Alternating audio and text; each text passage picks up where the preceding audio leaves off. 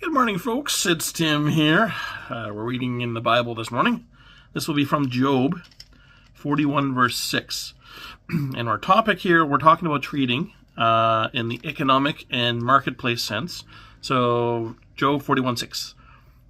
Will traders bargain over him? Will they divide him up among the merchants? So this is going through this is the middle verse amongst a bunch of verses, kind of talking about the Lord is speaking to Job, and he's challenging him on a bunch of his assumptions and his statements and what he's been kind of whining about here.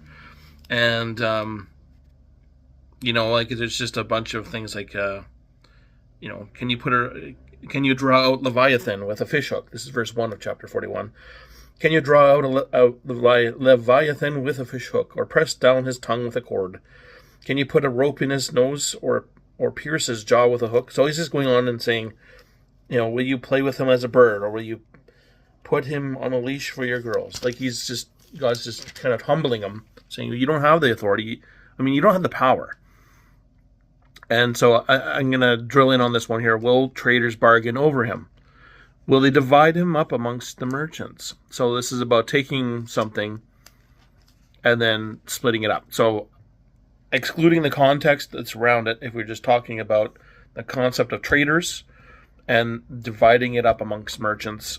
And so I came to this thought of, I've been through a situation in my life where I didn't have to go through a bankruptcy, but very, very close.